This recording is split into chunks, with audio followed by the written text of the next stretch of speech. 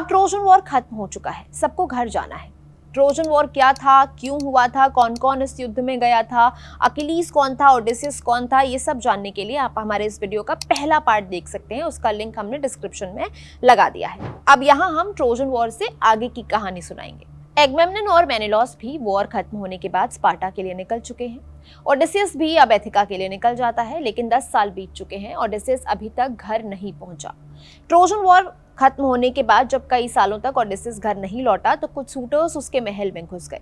उन्होंने महल को अय्याशी का अड्डा बना दिया था। वो महल में रहते, दावत उड़ाते, वाइन पीते और इंतजार करते कि ओडेसियस की पत्नी पेनेलोपी उनमें से किसी को चुनकर उनसे शादी कर ले।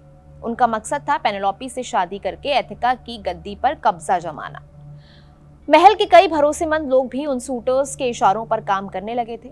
जैसे जैसे समय बीतता गया, पेनेलोपी पर प्रेशर बढ़ता गया कि किसी एक को चुनकर उससे शादी कर ले। पेनेलोपी को उम्मीद थी कि ओडेसियस जिंदा है, लेकिन गिद्ध की तरह नजर गड़ाए उन मर्दों से निपटना उसके लिए अब मुश्किल हो रहा था। पेनेलोपी ने एक तरकीब निकाली। उसने कहा वो अभी ओडेसियस के बूढ़े पिता लार्तेस के लिए एक कफन बुन रही हैं। जब वो पूरा हो जाएगा तब वो शादी करेगी। अब पेनेलोपी क्या करती, वो दिन में तो कफन बुनती है और रात को उस कफन को उधार देती थी ताकि वो पूरा ही ना हो सके। ऐसा करते करते उसने 3 साल निकाल दिए। उनका बेटा टेलेमाकस भी अब बड़ा हो चुका था।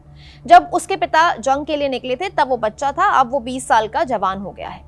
ये देखकर बहुत गुस्सा आता था उसे कि कैसे वो सब लोग मिलकर उसके पिता के महल को बर्बाद कर रहे हैं। लेकिन वो लोग संख्या में बहुत ज्यादा थे, जिस वजह से टेलेमाकस भी बेबसी महसूस करता था।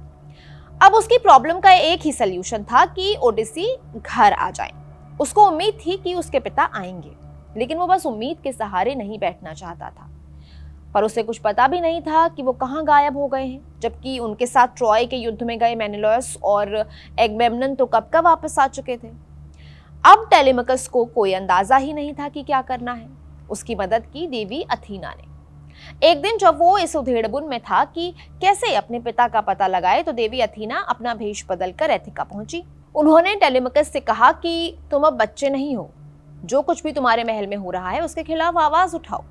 एथीना ने ही टेलेमाकस को स्पार्टा जाने की सलाह भी दी।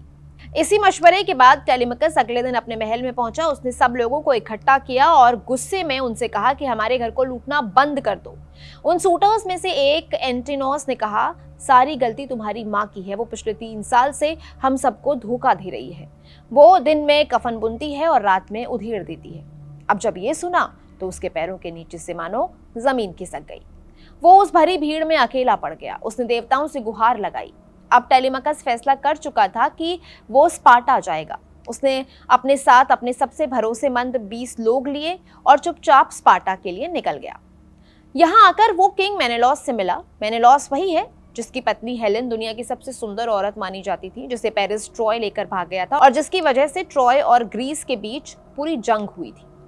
ग्रीक माइथोलॉजी में देवी देवताओं का बहुत महत्व है। एथीना देवताओं के राजा ज़्यूस की बेटी थी। जब ग्रीक्स और ट्रॉय की लड़ाई चल रही थी तो उन्होंने ग्रीक्स का साथ दिया, क्योंकि वो पेरिस से नाराज थी। पेरिस ट्रॉय का राजकुमार था, जिस वजह से ट्रॉय से भी वो गुस्सा थी।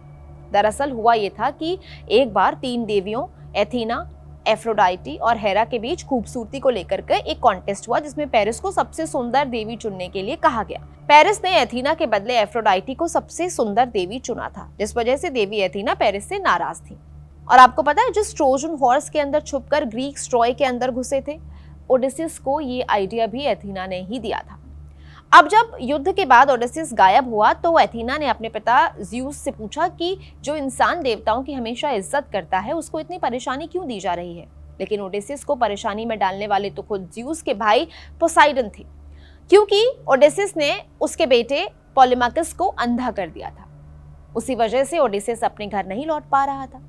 इधर टेलेमाकस भी अपने पिता का पता लगाने ट्रॉय पहुंच गया था। मेनेलॉस ने उसे बताया कि ओडेसियस को एक द्वीप में कैलिप्सो नाम की एक निम्फ ने कैद करके रखा हुआ है। निम्फ मतलब कोई परी या अप्सरा। ग्रीक माइथोलॉजी में निम्फ उन देवियों को कहा जाता है जिनके पास किसी को सम्मोहित करने की ताकत हो। कैलिप्सो ने 7 साल ओडेसियस को अपने द्वीप में कैद रखा।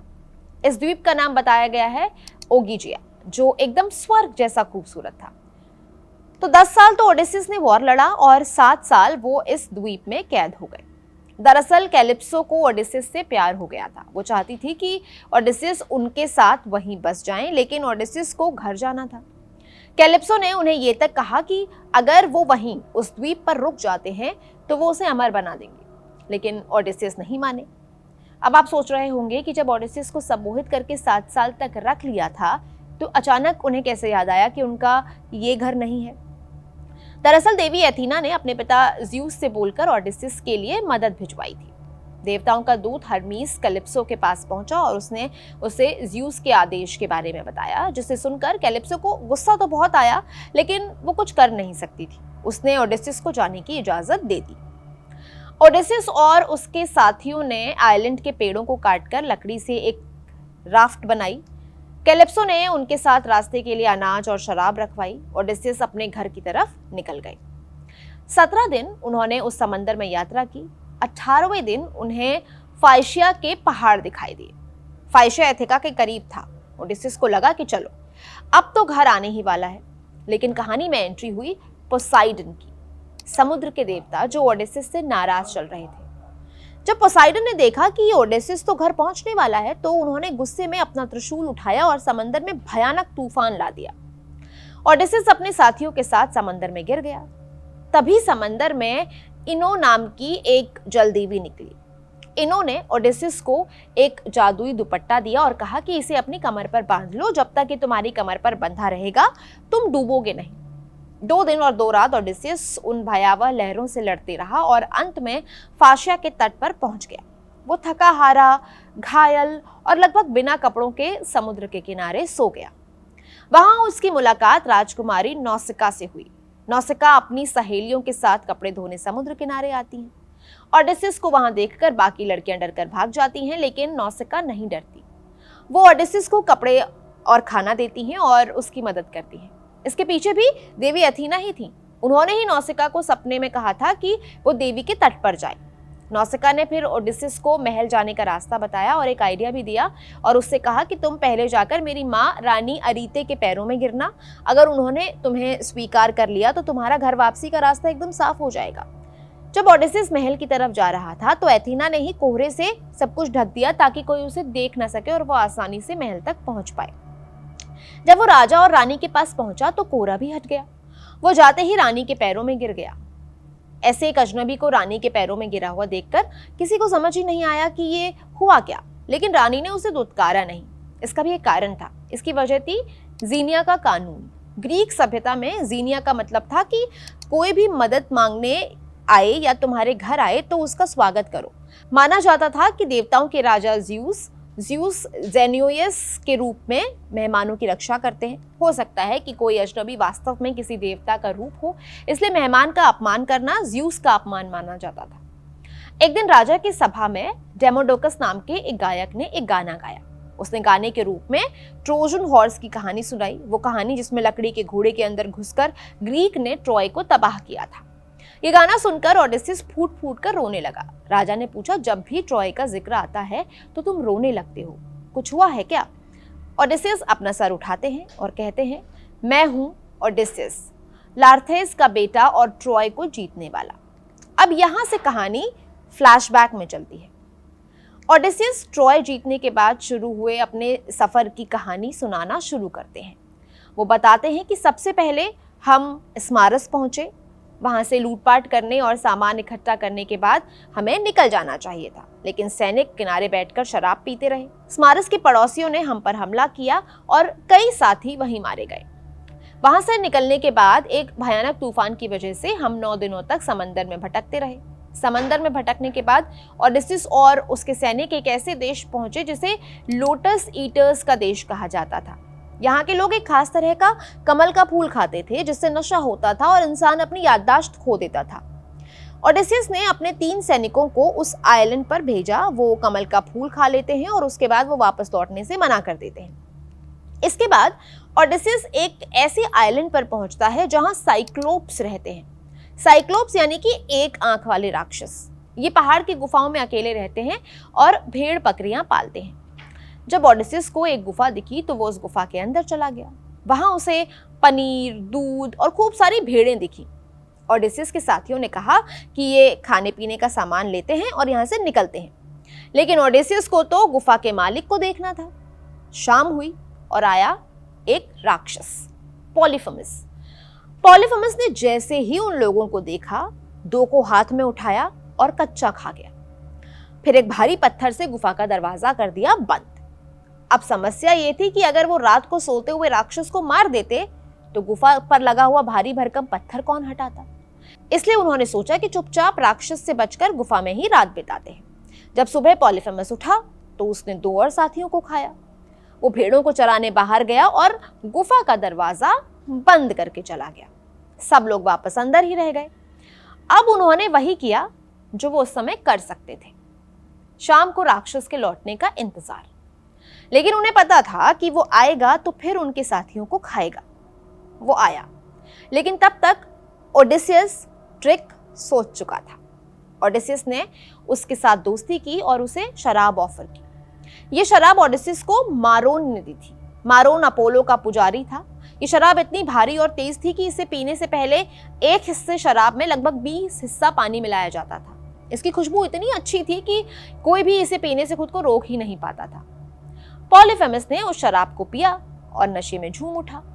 वो ओडेसियस से बोला, तेरा नाम क्या है? मैं तुझे इनाम दूंगा। ओडेसियस ने कहा, मेरा नाम है नोबडी। पॉलीफेमस ने हंसते हुए कहा, ठीक है, मैं नोबडी को सबसे आखिर में खाऊंगा। नशे में धुत वो वहीं सो गया। ओडेसियस ने नुकीली लकड़ी निकाली, उसे आग में लाल किया और पॉलीफेमस की आंख में घुसा दिया। पॉलीफेमस दर्द से चीखने लगा। वो अंधा हो चुका था। बाहर जो लोग इकट्ठा हुए थे वो आवाज लगा रहे थे, तुम्हें किसने मारा, तुम्हें किसने मारा। तो वो जब अंदर से पॉलीफेमस कह रहा था कि मुझे नोबडी ने मारा, नोबडी ने मारा, तो लोगों को लगा कि ये मानसिक संतुलन खो चुका है और वो वहां से चले गए। ओडेसियस ने पॉलीफेमस को मारा नहीं, क्योंकि अगर मार देते तो गुफा का भारी भरकम पत्थर कौन हटाता। अगले दिन सुबह पॉलीफेमस दरवाजे पर बैठ गया। उसे लगा सुबह जब ये भागने की कोशिश करेंगे तब इन्हें मैं खा जाऊंगा। ओडेसियस ने एक तरकीब निकाली। उसने और उसके साथियों ने खुद को भेड़ों के पेट पर बांध दिया। तो जब भेड़ें बाहर निकली तो पॉलीफेमस ने अपने हाथ से भेड़ों की पीठ छुई। अब नीचे बंधे हुए आदमियों का तो उसे पता ही नहीं चल पाया। इस तरह ओडेसियस और उसके साथियों की जान बची। इस बात से नाराज उसने अपने पिता पोसाइडन से रिक्वेस्ट की कि ओडेसियस को कभी घर ना पहुंचने देना। अगर ये पहुंचे भी तो बहुत सालों के बाद पहुंचे। इसके सारे साथी मर जाएं और ये अकेले अपने घर लौटे। और यहीं से ओडेसियस का बुरा समय शुरू हुआ।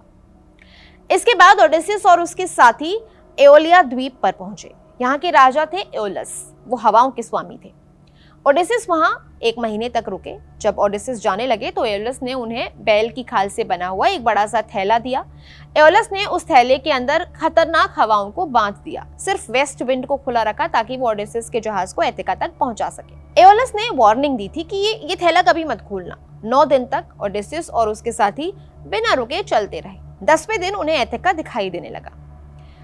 ओडेसियस 9 दिन से सोए नहीं थे। थकान के मारे उनकी आंख लग गई और साथियों के मन में लालच आ गया। उन्होंने सोचा कि इस थैले में पक्का सोना चांदी होगा और ओडेसियस इस खजाने को अकेले रखने वाले हैं। उन्होंने गांठ खोली, गांठ खुली और सारी हवाएं बाहर। एक भयानक तूफान उठा और ओडेसियस के जहाजों को वापस खींचकर एओलिया ले आया।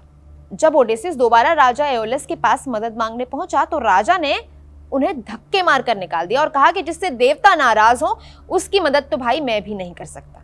इसके बाद ओडेसियस का सामना आदमखोर दैत्य लेस्ट्रिगोनिन से होता है, जो उसके लगभग सारे जहाज नष्ट कर देते हैं।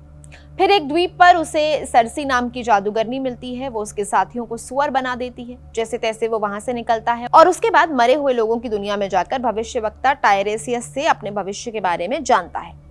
आगे रास्ते में साइरन्स अपनी मोहक आवाज से उसे फंसाने की कोशिश करती हैं। फिर स्किल्ला और कैरिब्डीज जैसे भयानक समुद्री राक्षसों का सामना होता है। इसके बाद उसके साथी सूर्यदेव हेलियोस की पवित्र गायों को मार देते हैं, जिससे क्रोधित होकर ज्यूस जहाज पर बिजली गिरा देते हैं। उसके सभी साथी मारे जाते हैं और केवल ओडेसियस जिंदा बचता है। फिर राजकुमारी नौसिका और उसके माता पिता उसकी मदद करते हैं और आखिरकार 20 साल लंबे संघर्ष और युद्ध राक्षसों, देवताओं के क्रोध और अनगिनत परीक्षाओं से गुजरने के बाद ओडेसिस अपने घर एथिका लौटता है, जहां उसे अपने ही महल पर कब्जा जमाए बैठे दावेदारों से लड़ाई लड़नी पड़ती है। तभी उसकी 20 साल लंबी यात्रा सच मायनों में पूरी हो पाती है। तो ये थी ओडेसिस की पूरी जर्नी जो वो तय करता है अपने घर एथिका वापस लौटने से पहले। आपको ये कहानी कैसी लगी आप कमेंट करके हमें ज़रूर बताइएगा। इस तरह के और भी एक्सप्लेनर्स देखने के लिए आप हमारे चैनल को सब्सक्राइब कर लीजिए। कैमरा के पीछे है मेरे साथी दीपक, मैं हूं गरिमा, आप देख रहे हैं कड़क। शुक्रिया।